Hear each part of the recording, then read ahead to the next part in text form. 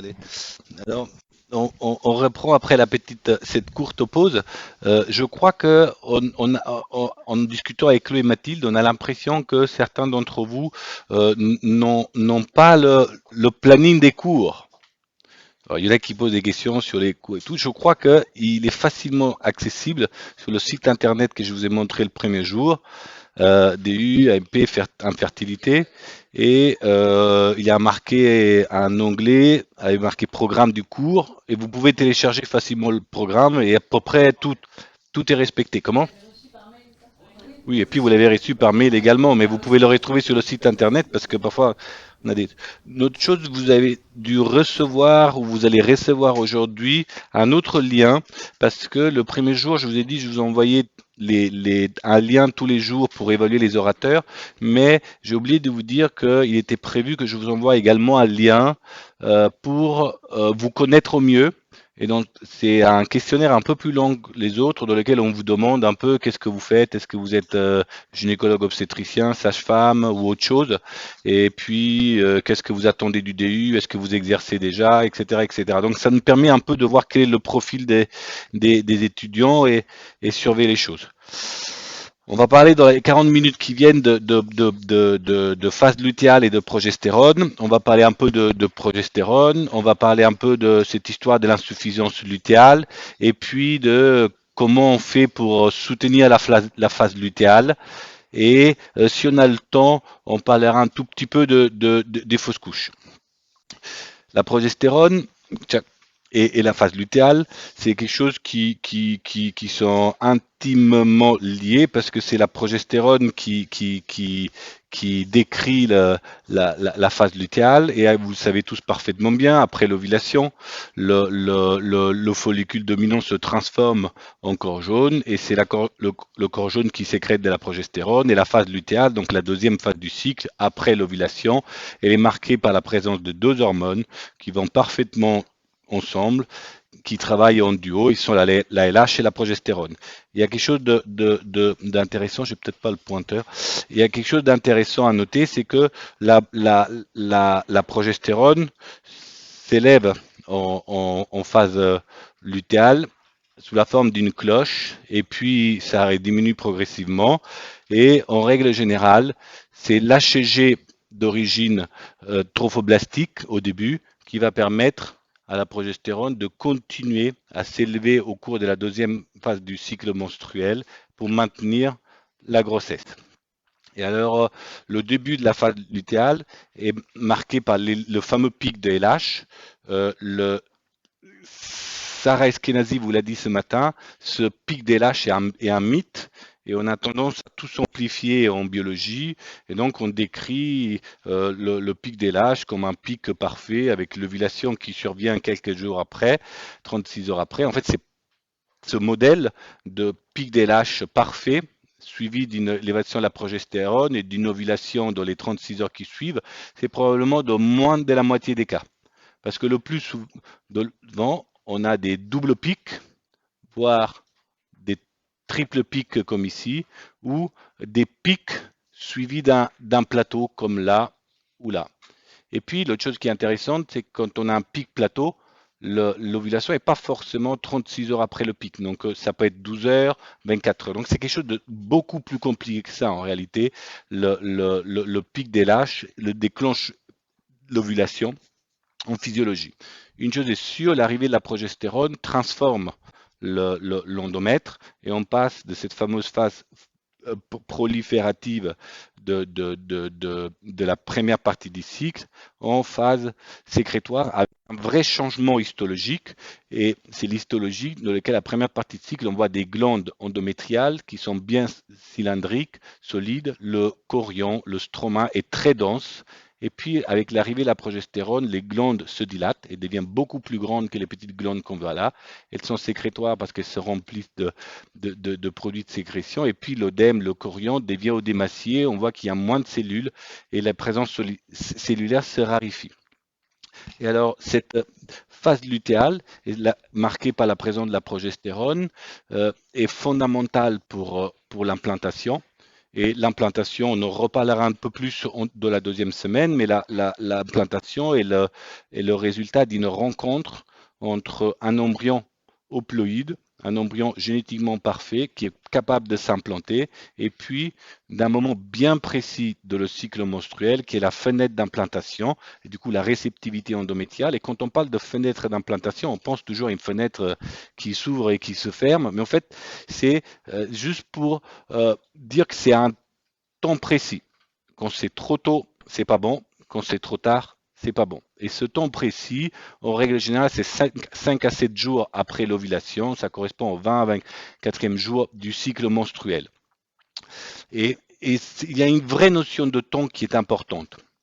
Et alors, la progestérone, donc, elle est importante parce qu'elle permet donc d'ouvrir cette fenêtre d'implantation. Et quand la progestérone arrive, globalement 5-6 jours après, l'endomètre est capable d'implanter un embryon. Mais la progestérone n'a pas seulement ce rôle-là, aussi un rôle déterminant pour le maintien de la grossesse. Et c'est des études très anciennes qui l'ont mis en évidence. C'était une époque dans laquelle on faisait des ligatures tubaires aux femmes enceintes, chose qui peut paraître complètement délirant aujourd'hui, mais c'était des choses qui étaient pratiquées à une époque. Et ce qui se passe, c'est quand on fait des ligatures tubaires chez des femmes enceintes, on fait qu'une ligature tubaire, la grossesse se déroule bien, il n'y a pas de fausse couche. Par contre, parfois, au moment de la ligature tubaire, il voyait un corps jaune, une kyste, il dit pas bon d'avoir un kyste sur l'ovaire, et il détruisait le kyste, parce que le réflexe qui était longtemps, on en reparlera peut-être au moment où on parlait de l'endométriose, quand il y a un kyste sur l'ovaire, c'est pas normal, faut le retirer. Il faisait pareil, donc il faisait une ligature tubaire, et puis il voyait le kyste, il faisait une lutéectomie, il retirait le kyste. Il retirait le kyste, mais en fait, il retirait le corps jaune. Et en retirant le corps jaune, il retirait la progestérone. Et qu'est-ce qui se passait? Abortion, fausse couche. Et après, ils se sont aperçus que si on faisait ce geste avant 7 semaines de grossesse, donc ça correspond à 9 semaines d'aménorrhée, bah, il y avait des fausses couches. Si on faisait ça après 9 semaines d'aménorrhée, il n'y avait plus de fausses couches.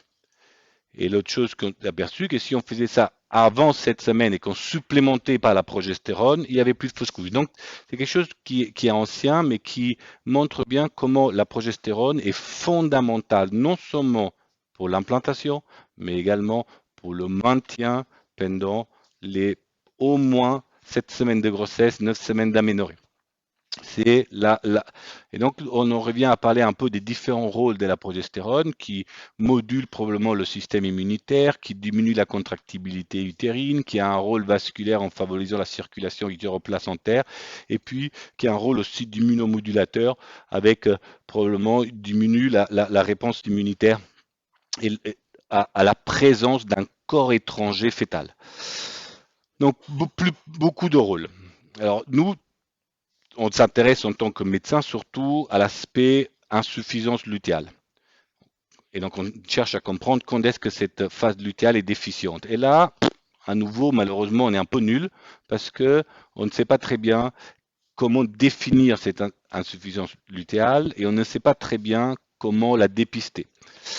Alors, ce qui a été fait longtemps, c'était les courbes de température. On sait que l'élévation de la progestérone, de la température après l'ovulation est essentiellement en rapport avec l'arrivée de la progestérone. Donc, parfois, anciennement, on faisait la surveillance de la température pour vérifier s'il y avait une bonne quantité de progestérone. Je crois que c'est has-been.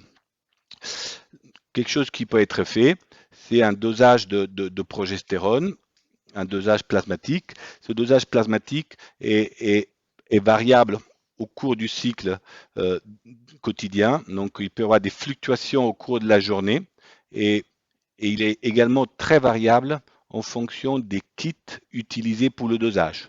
Donc, c'est quelque chose qui existe, mais avec beaucoup de variabilité, qui demande de organiser son mode de fonctionnement avec un laboratoire donné et puis petit à petit construire sa propre référence. Et ça, c'est très important parce que le laboratoire de Cochin n'a probablement pas les mêmes valeurs qu'un laboratoire dans un autre pays qui utilise un autre kit. qui veut dire que les cut-offs, et on en parlera après, les valeurs absolues de cut-off de progestérone peuvent varier d'un pays à l'autre. Et d'ailleurs, quand on regarde la littérature, presque aucun papier trouve le même cut-off que le voisin. Parfois c'est 10, parfois c'est 12, parfois c'est 15, parfois c'est 20. Quelque chose d'autre intéressant qui a été fait, c'est la biopsie endométriale. Et souvent, dans certaines études, la biopsie endométriale était utilisée comme le gold standard pour l'évaluation de la phase lutéale parce que l'analyse histologique de la biopsie endométriale permet avec des critères bien définis de savoir si on est en début de phase lutéale, au milieu de phase lutéale ou en fin de phase lutéale. Néanmoins, ça demande de réaliser un geste plutôt invasif qui est une biopsie endométriale qui rend l'approche beaucoup moins intéressante et certaines personnes ont essayé d'évaluer l'échographie, mais voilà, c'est très décevant, ça marche pas. Donc au final, ce qu'on sait faire de moins pire pour évaluer la phase lutéale, c'est faire un dosage de progestérone au milieu de phase lutéale. Et on pense que, et ça globalement, toutes les équipes, toutes, voilà, en acceptant les limites du dosage plasmatique, sont d'accord pour considérer un dosage de progestérone inférieur à 10 nanogrammes comme un signe d'insuffisance lutéale. Évidemment, les signes cliniques vont avec. Une femme qui a un spotting prémenstruel, des pertes de vaginales de sang avant les règles, c'est aussi un signe d'insuffisance lutéale.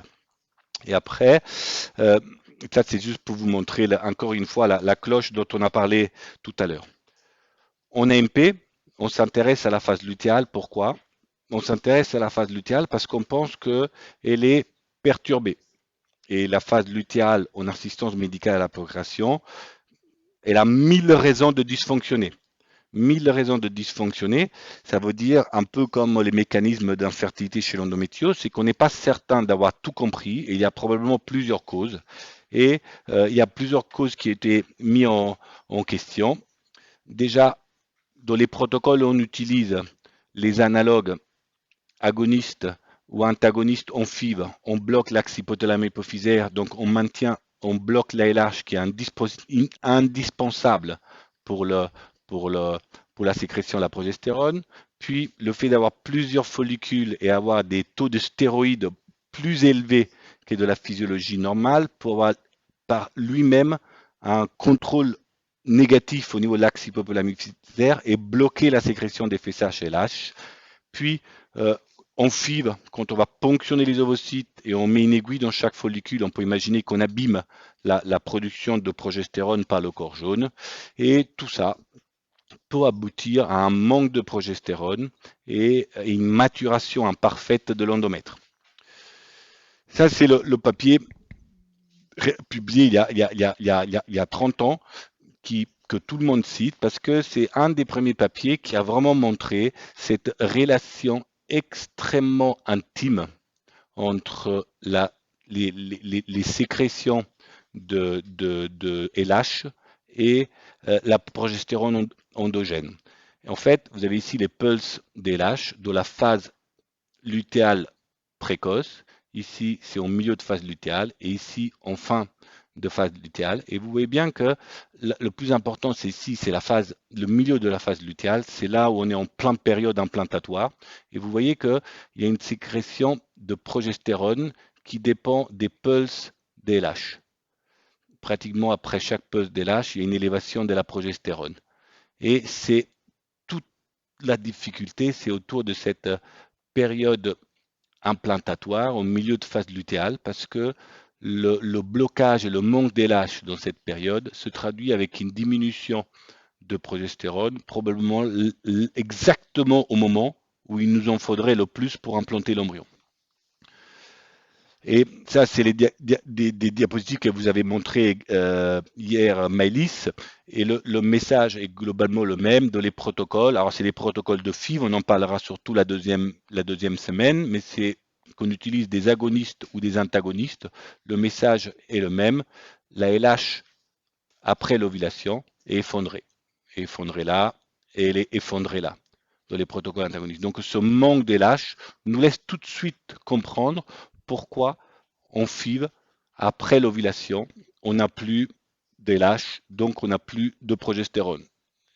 Et donc, on a besoin de donner de la progestérone. Il y a une autre chose qui impacte beaucoup, c'est le mode d'ovulation. Et ça aussi, c'est une notion dont on parlera plus de la deuxième semaine, mais vous savez que globalement, on peut induire l'ovulation avec l'HCG, qui en gros, ça correspond à la LH parce qu'il se fixe sur le même récepteur que l'HCGR, ou avec un analogue agoniste qui entraîne un flare-up, et le flare-up fait produire par l'hypophyse de la LH endogène. Donc, c'est deux mécanismes pour ovuler. L'analogue de la GnHRH permet d'ovuler avec sa propre LH endogène, mais après l'effet flare-up, il va bloquer l'axe hypothalamo-hypophysaire qui se traduit par une absence totale de progestérone après le déclenchement de l'ovulation.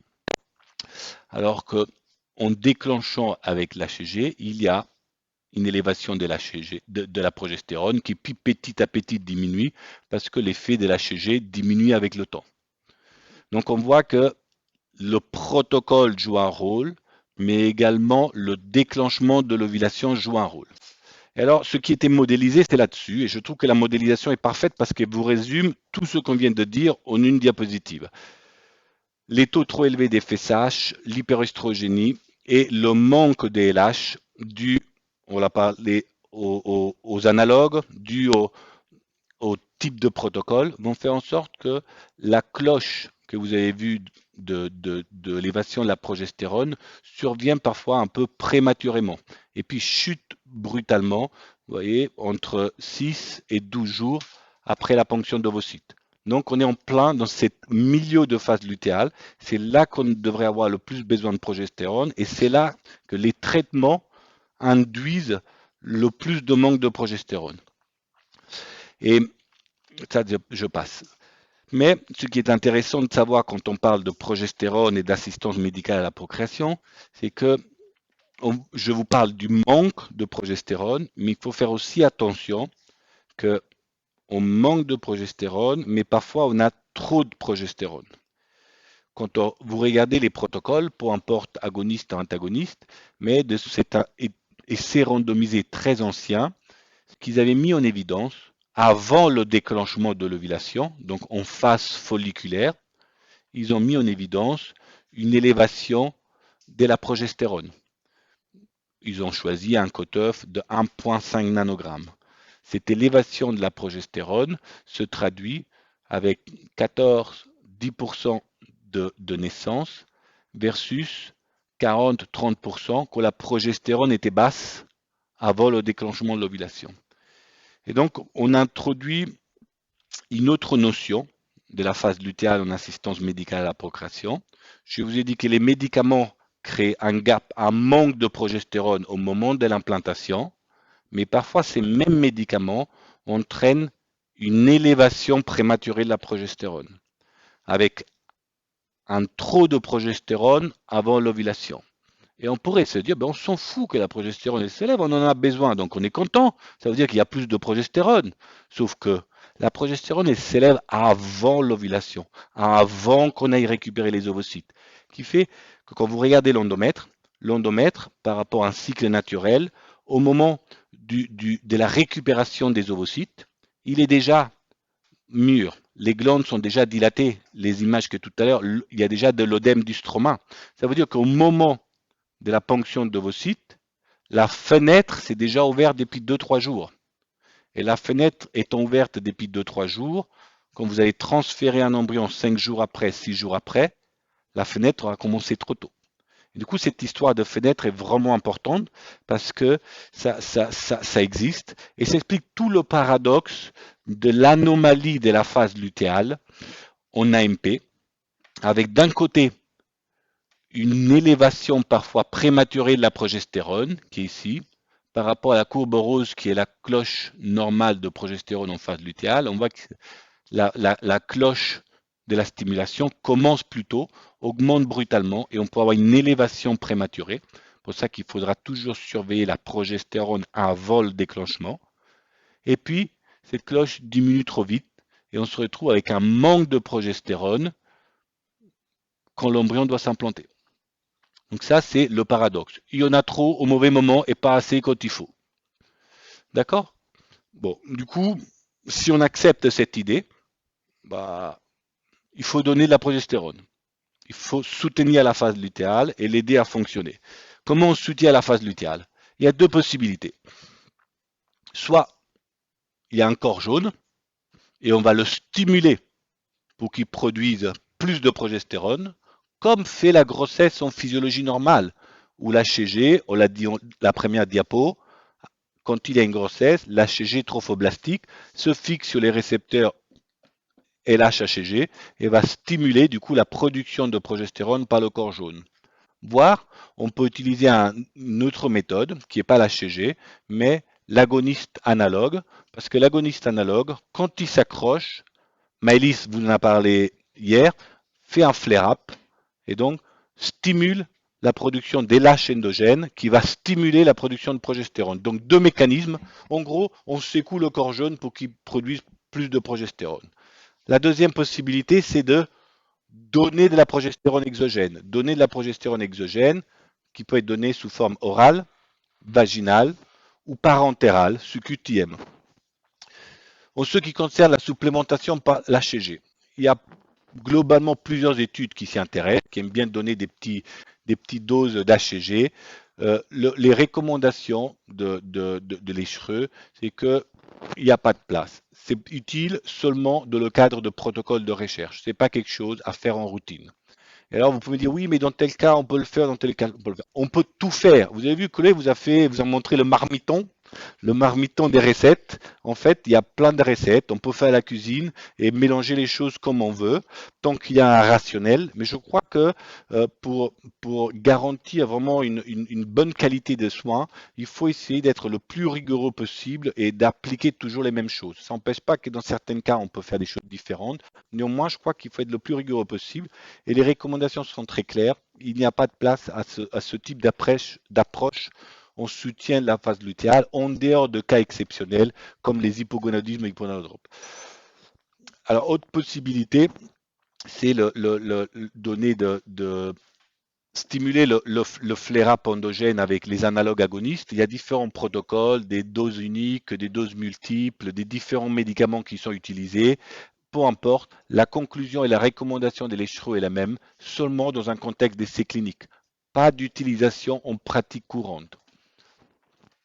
Alors, si on retire donc ces deux options qui sont la stimulation du corps jaune, il reste apporter de la progestérone exogène. Apporter de la progestérone exogène veut dire donner de la progestérone naturelle. La progestérone naturelle, c'est une progestérone qui n'a rien à voir avec les progestatifs de synthèse qui sont utilisés en contraception, en traitement de l'endométriose. C'est des molécules qui ont montré depuis de nombreuses années avoir un profil de sécurité qui est complètement satisfaisant, tant en ce qui concerne les risques thromboemboliques, mais également le métabolisme des lipides, la tension artérielle, mais également les risques néonataux, parce qu'il y a des essais randomisés avec plus de 4000 patientes qui montrent clairement que ce type de supplémentation n'a pas d'incidence en matière de risques néonataux, notamment le risque malformatif.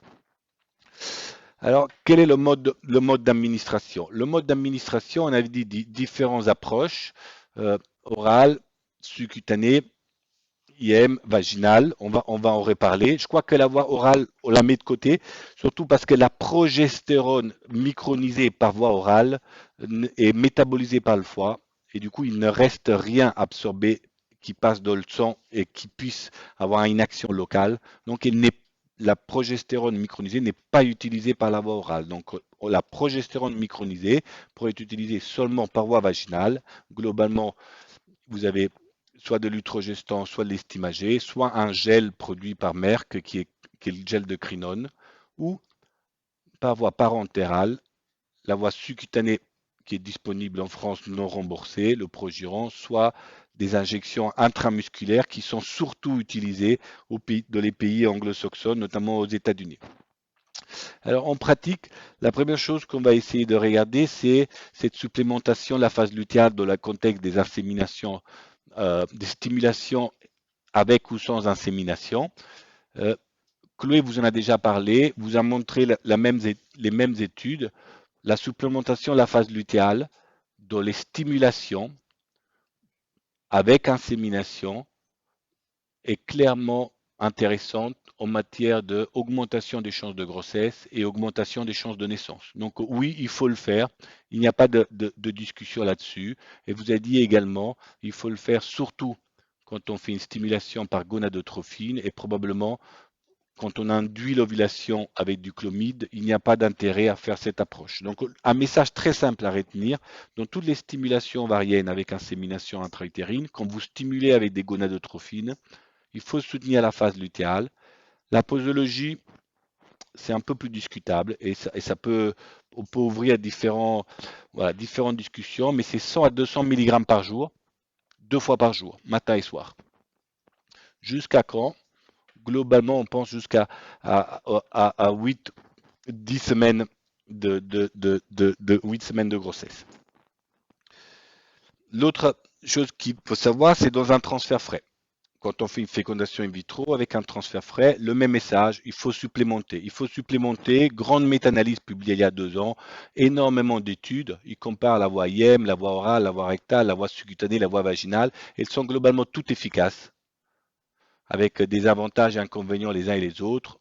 La voie vaginale est celle qui était le plus étudiée, sans études. Il y a pratiquement 20 000 patients dans les études randomisées. C'est celle qui était le plus largement étudiée dans le monde.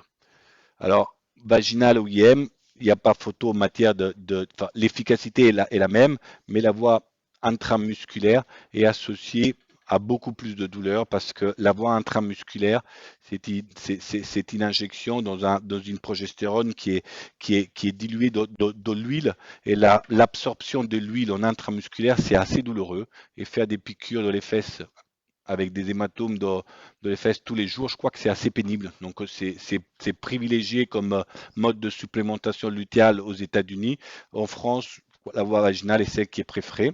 Longtemps, on a dit, c'est très intéressant la voie vaginale parce qu'en plus, c'est une action locale.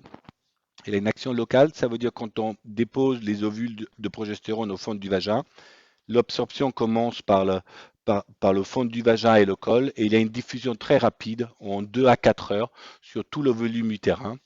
Et ce modèle nous faisait imaginer que la progestérone allait directement dans l'utérus et que le dosage plasmatique ne reflétait pas la quantité de progestérone de l'utérus. Ça, c'était le modèle initial. Je vais vous montrer dans quelques diapositives que les choses changent un peu. Néanmoins, cet effet local de la progestérone par voie vaginale reste d'actualité. Qu'est-ce qu'on fait globalement dans le monde en matière de soutien de la phase lutéale avec la progestérone? Quel est le mode d'administration qui est privilégié? Le mode d'administration privilégié reste la voie vaginale. Et quand on regarde les posologies de la voie vaginale qui ont été étudiées, ça va globalement dans les études de 400, une étude à 800 mg.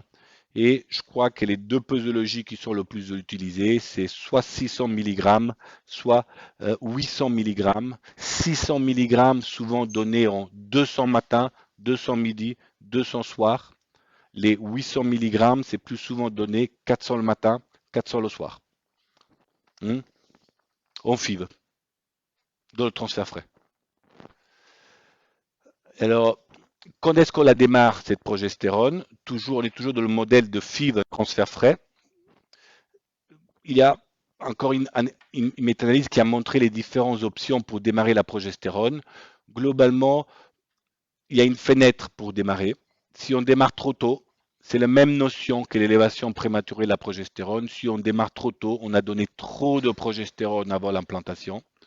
Si on démarre trop tard, ça veut dire après le transfert d'embryon, on n'a pas donné la progestérone quand il fallait, c'est-à-dire au moment de l'implantation. Donc le meilleur moment pour implanter, c'est entre le meilleur moment pour démarrer la progestérone, c'est entre la ponction et le transfert embryonnaire. En pratique, qu'est-ce qu'on fait? En pratique, et c'est ce qui est fait le plus souvent dans le monde, on démarre le jour de la ponction d'ovocytes. Et en fait, la consigne qui est donnée après la ponction d'ovocytes, vous rentrez chez vous et le soir, vous démarrez la progestérone. S'il démarre la progestérone le lendemain matin, parce qu'il vous appelle en panique, j'ai pas démarré la progestérone, est-ce que vous annulez le cycle? Non, pareil. S'il la démarre, parce que le premier jour, elle avait tellement mal, elle a oublié de la pas démarrer le premier jour après la ponction, elle le démarre le deuxième jour. Est-ce que vous annulez le cycle? Non, parce que vous avez une fenêtre entre la ponction et 2, 3 jours après pour démarrer la progestérone. Pas de panique. Mais comme on l'a dit tout à l'heure, il faut essayer d'être rigoureux et faire toujours les choses de la même façon. On démarre le soir de la ponction. Et alors, jusqu'à quand on continue?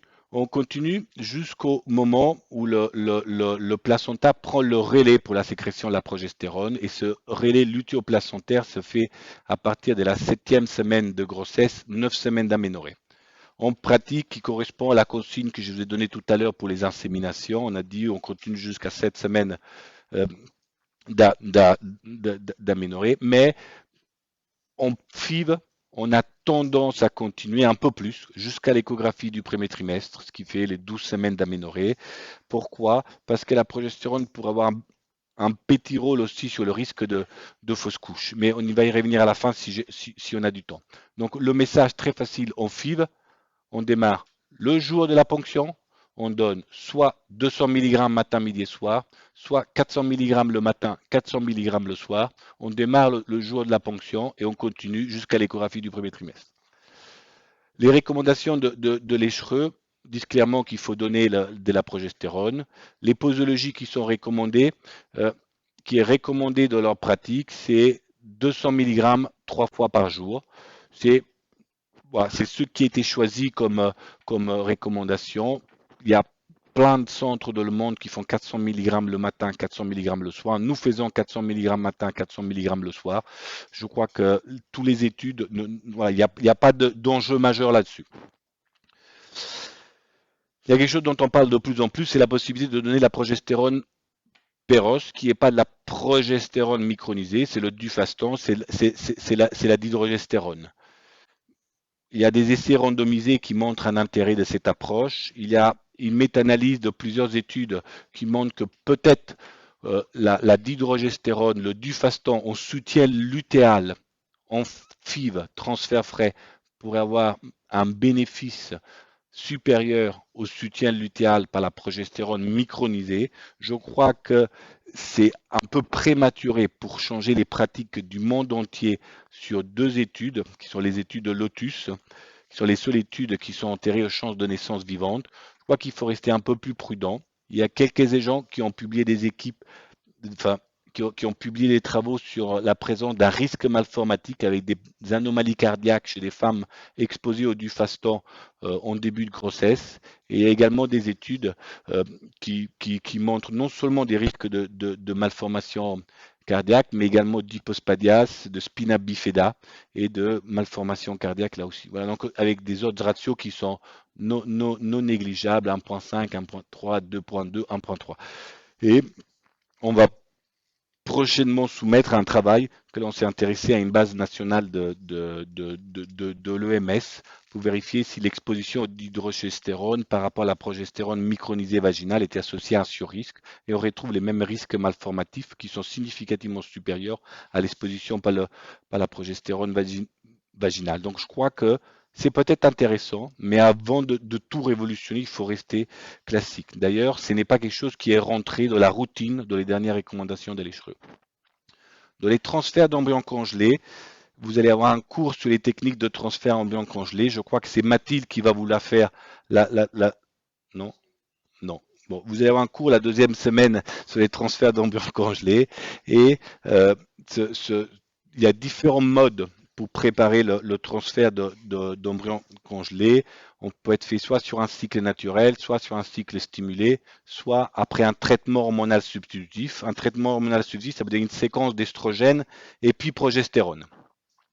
Ce qui est fait le plus dans le monde, c'est cette histoire de séquence estrogène, puis on donne de la progestérone. La progestérone, elle, ouvre la fenêtre d'implantation et 5-6 jours après, on transfère un embryon.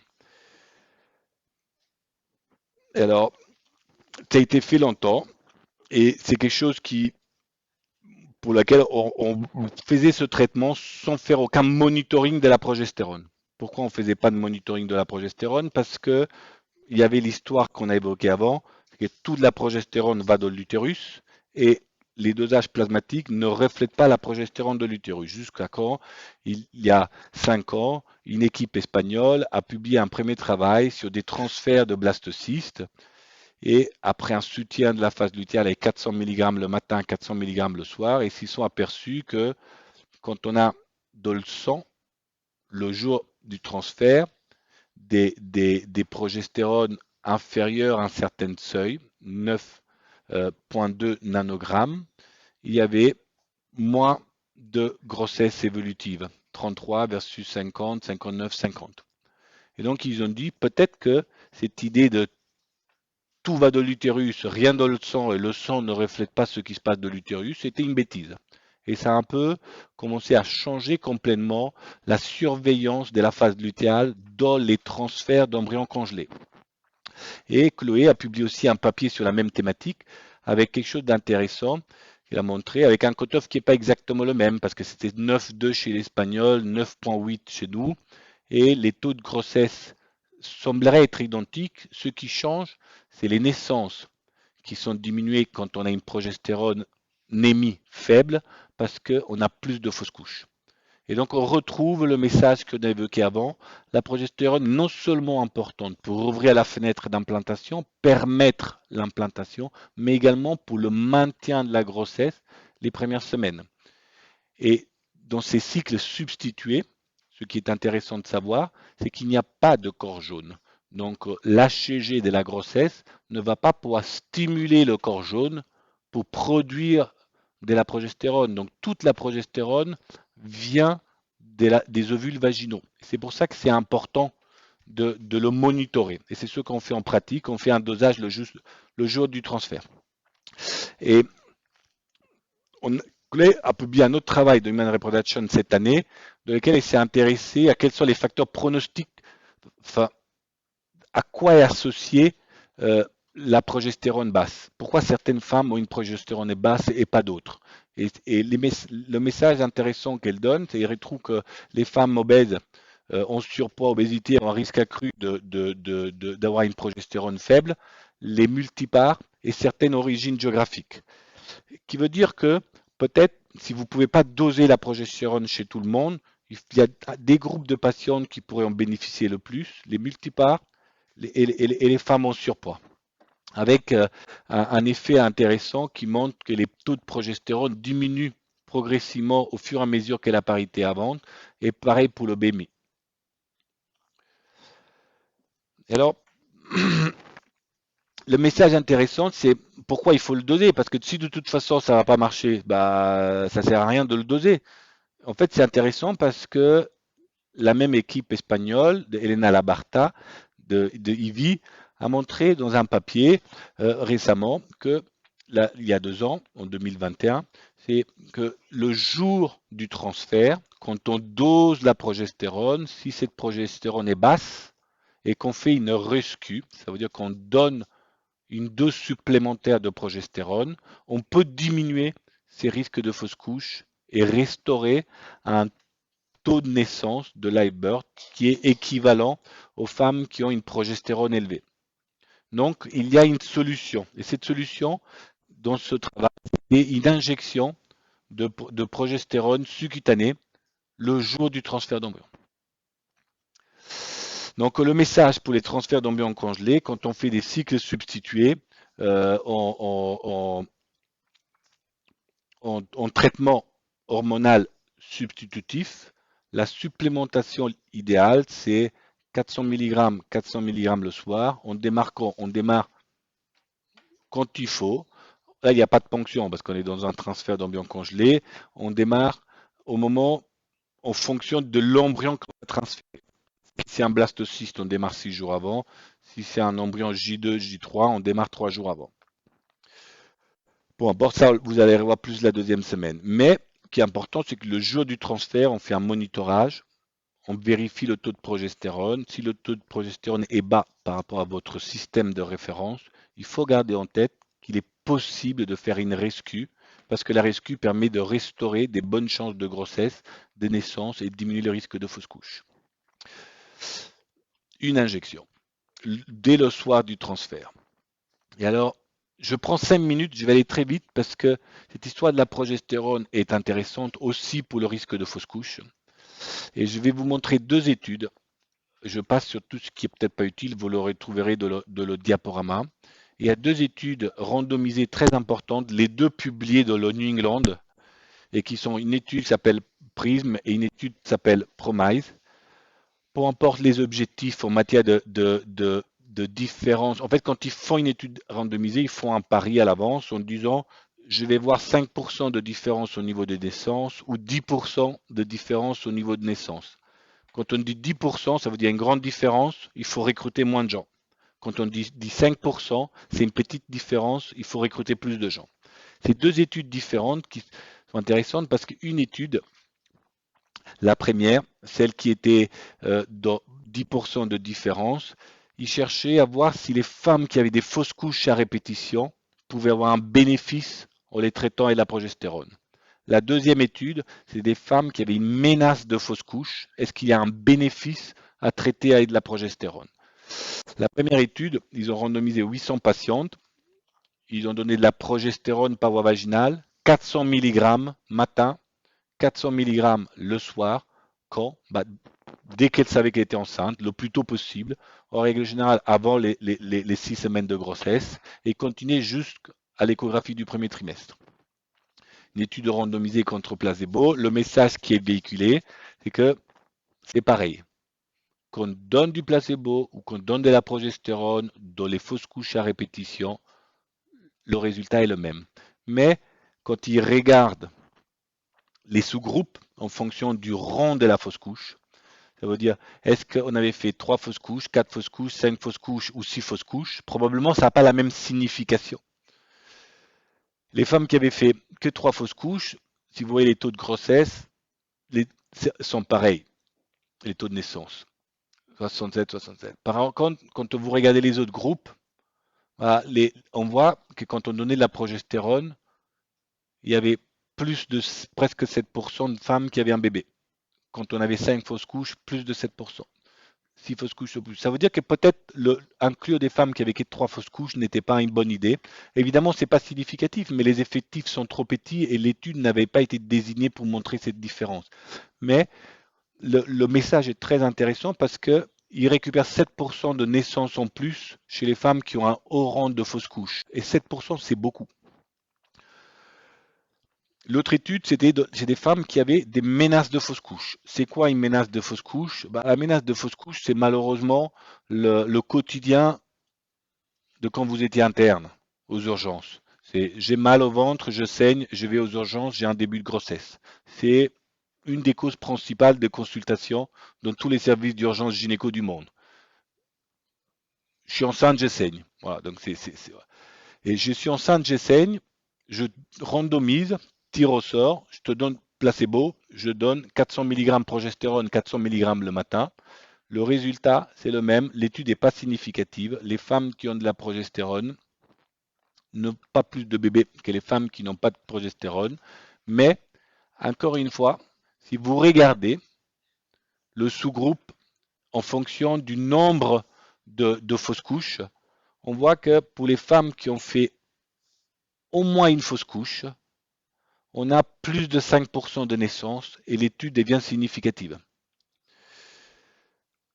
Peu importe tous ces détails, les recommandations de la société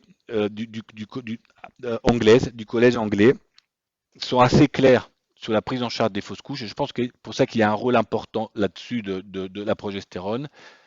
Les femmes qui sont enceintes et qui saignent, qui ont une menace de fausse couche et qui ont déjà fait une fausse couche, je crois qu'elles ont un véritable bénéfice à prendre de la progestérone dès leur consultation aux urgences. Pourquoi? Parce qu'elles vont avoir 5% plus de chances d'avoir un bébé vivant. Et je crois que 5% plus de chances, c'est pas négligeable.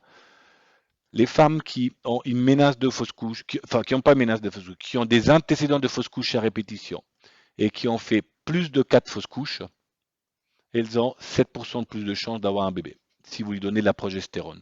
Alors, quand est-ce qu'il faut la démarrer? C'est très compliqué parce qu'il faut la démarrer chez cette patiente-là le plus tôt possible. Et le plus tôt possible, c'est théoriquement après l'ovulation. et ça devient compliqué. Bon, faut pas être excessif, mais dès qu'elle est enceinte, au moins, vous démarrez la progestérone. Voilà, donc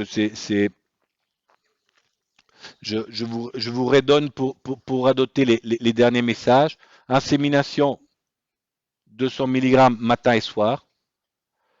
ICSI en transfert frais, 600 ou 800 mg par jour, à partir de la ponction jusqu'à l'échographie du premier trimestre.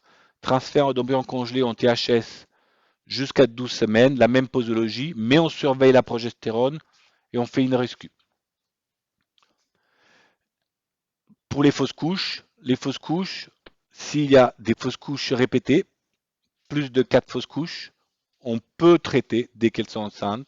Si on a une menace de fausse couche chez une femme qui a déjà fait une fausse couche, il est légitime de traiter.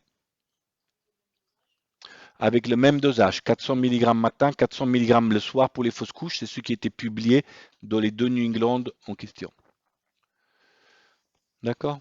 Merci beaucoup pour votre attention. Est-ce que vous avez des questions avant de donner? Oui, je donne la.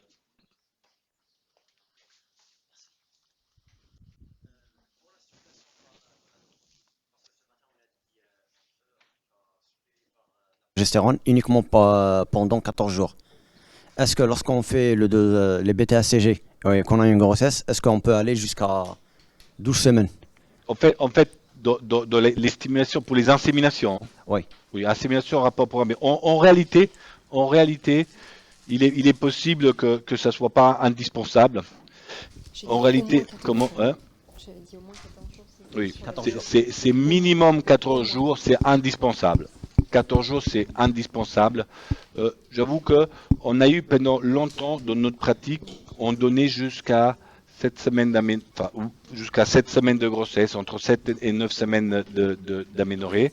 Et on est en train de changer et on a envie d'évaluer qu'est-ce qui se passe si on arrête Ah, carrément. dès le test positif de grossesse parce qu'il y a un corps jaune C'est l'inverse. et parce que. C'est Oui, c'est ça. l'inverse que tu me fais faire. Qu'est-ce que là. j'ai dit? Non, non. En fait, là, on rallonge la durée de soutien lutéal dans Ouais, les c'est pas ce que j'ai insèmes. dit. Bah, moi, Non. j'ai compris l'inverse dans ce que tu as dit. Je suis désolé. Avant, on faisait que 14 jours. Ouais. Et du coup, on fait comme c'est marqué dans les diapositives, où on garde. C'est ce que je vous ai dit dans les diapos qui compte. On fait 2 mois. les quoi. inséminations. À partir d'après l'insémination, on fait jusqu'à 7-9 semaines. C'est pas très clair dans la tête des études. Mais je crois que c'est la durée minimale. Et pourquoi 7-9 semaines? Parce que ça correspond au relais lutéoplacentaire. Est-ce qu'il faut arrêter à 15 jours? C'est quelque chose qui était fait longtemps. Des gens continuent à le faire.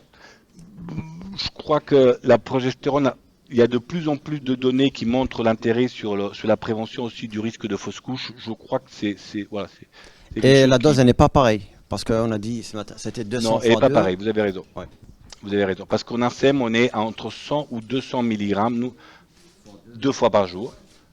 Et en prévention du risque de fausse couche, c'est comme pour la FIV, c'est des grosses doses, hein. C'est 400 matin, 400 le soir. Mais voilà, ça c'est nos pratiques. Ma question, c'est, vu que le problème, c'est d'évaluer la réceptivité endométriale, en fait, parce que la pressodomie traduit Là, la réceptivité endométriale, c'est ça le problème. Vous avez dit que la biopsie dans les études, ça n'aurait pas marché, finalement. Du coup, on fait la progestéronémie. Et les techniques omiques, c'est pas une alternative, c'est pas le test de réceptivité, par exemple, qu'on peut faire dans alors, les transferts. on n'en parlera pas beaucoup un peu, mais pas beaucoup de la deuxième semaine, parce que globalement, toutes les techniques et les biopsies endométriales qui sont faites pour explorer la réceptivité endométriale, il y a peu pas de données dans la littérature vraiment robustes. Il y a différentes sociétés qui proposent des kits pour évaluer la réceptivité endométriale. Il n'y a rien de robuste et de vraiment validé dans la littérature pour pouvoir le pratiquer en routine.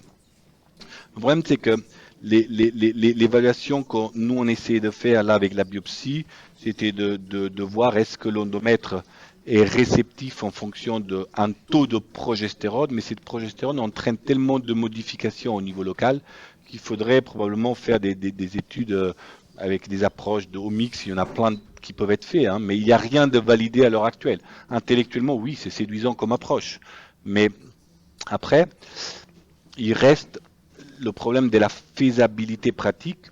Ça veut dire, Tu peux pas faire une biopsie et faire un transfert en même temps, Transfert suivant. en espérant que ce soit le même le mois d'après. Un pari à faire, donc il faut évaluer aussi la reproductibilité du test d'un cycle à l'autre. Et la grande partie des tests qui existent actuellement sur le marché n'ont pas de fiabilité de la reproduction, à l'exception d'un test qui est fait en Espagne. Et Mais le voilà, deuxième, c'est c'est une difficulté ça. chez les patients qui ont une avance de maturation avec une progestéronémie qui s'est élevée tôt, tel que vous avez dit. Chez celle-là, vaut mieux annuler le cycle ou donner des antagonistes. Il ne faut pas jamais annuler.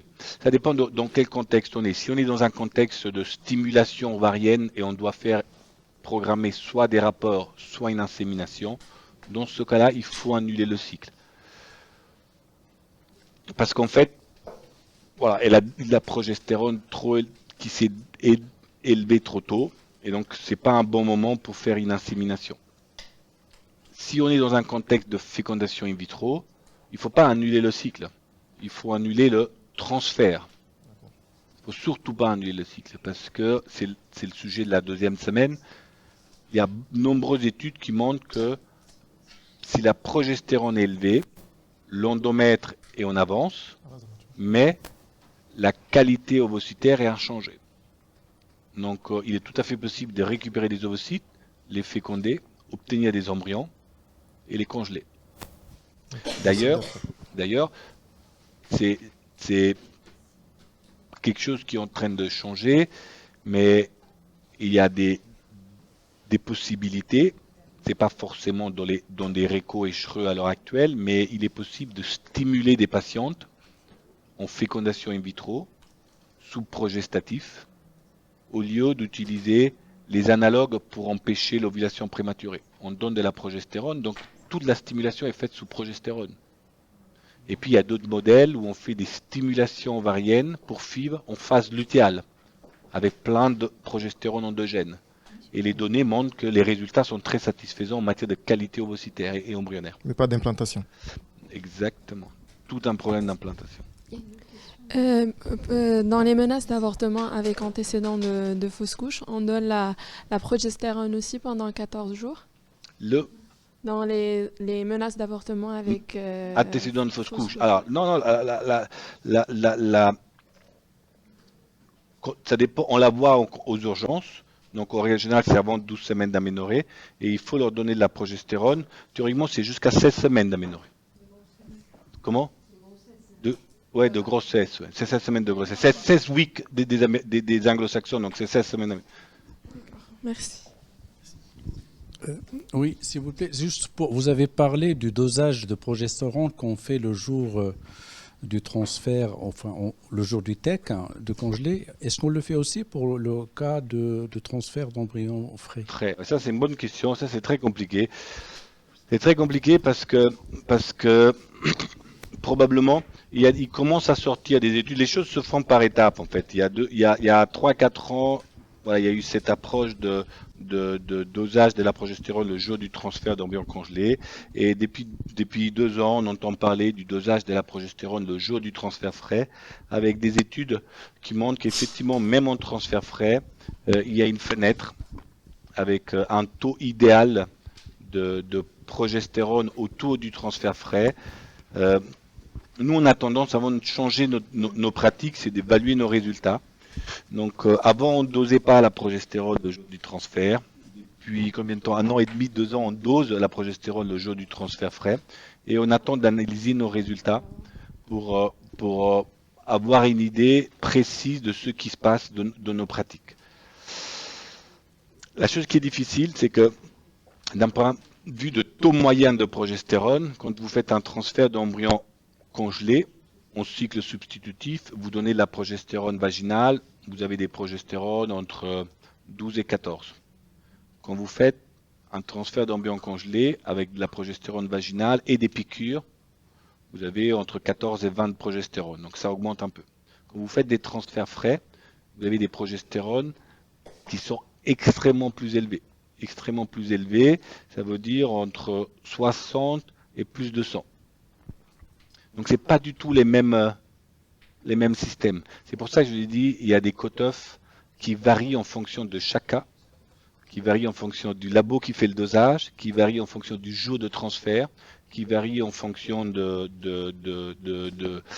type de supplémentation lutéale. Donc c'est compliqué. Il faut essayer de faire toujours la même chose pour avoir son système de repère et analyser son système de repère. Sinon c'est compliqué. Il y a une question sur pourquoi est-ce qu'il y a une élévation prématurée de la progestérone dans les cycles de STIM parfois, en phase folliculaire.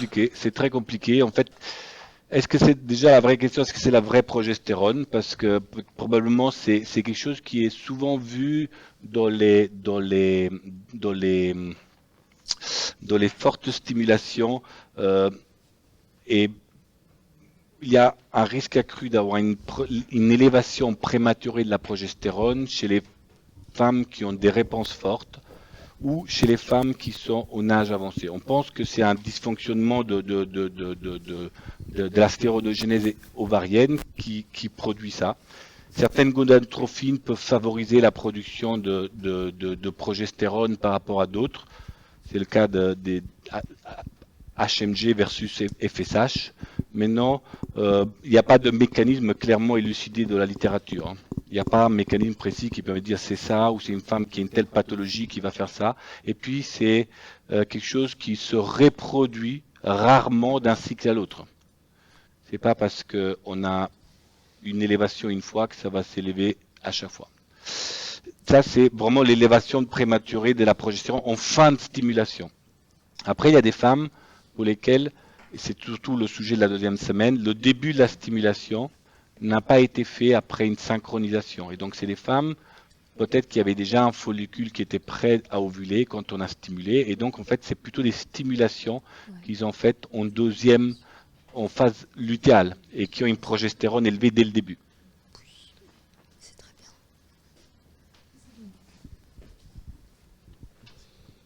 On fait une Quelle est la dose maximale de la progestérone? Là-bas. On n'a pas entendu, pardon. Excusez-moi. La dose maximale de la progestérone, où on ne doit pas pas dépasser. Dans le sang ou en médicaments? Non, que ce soit si on est par rapport à l'administration. Et surtout, il y en a qui donnent 400 mg matin, midi et soir, qui donnent 1200 mg par jour. Les premières choses qui ont été faites dans les transferts d'embryons congelés, quand on dosait la progestérone le jour du transfert, ils ont dit mince, la progestérone est faible, je donne 400 matin, 400 le soir, je donne pas assez, donc j'augmente la dose. Et ça n'a pas été fructueux en fait. Ça n'a pas été fructueux parce que probablement que le système d'absorption vaginale est dépassé et ça sert à rien d'en donner plus. Il faut changer de mode d'administration et donc le plus souvent c'est la parentérale. Il y en a qui ont rajouté des IM, il y en a qui ont rajouté des succutes. Donc je crois que la posologie c'est 400, max c'est 400 matin, 400 soir. Et qui est déjà plus élevé que les récos de l'échereux, mais qui correspondent aux essais randomisés qui ont été faits pour les menaces de fausse couche et aussi à la pratique clinique de beaucoup de centres. Je crois qu'il ne faut pas aller au-delà de 400 matin, 400 soir. Il faut peut-être qu'on avance, Pietro. Ouais, on va Parce avancer. qu'il y a aussi pas mal de questions sur le chat, mais c'est beaucoup sur les protocoles de transfert. Donc on aura l'occasion d'en reparler la deuxième semaine. Tout ce qui concerne protocole de transfert, c'est vraiment la deuxième semaine. Ça, c'est quelque chose de général autour de la progestérone et la phase lutéale, mais ça va être refaçonné la deuxième semaine dans les protocoles plus en détail de FIV et de transfert d'embryon. Go. Il faut que tu mettes juste le petit casque. Et voilà.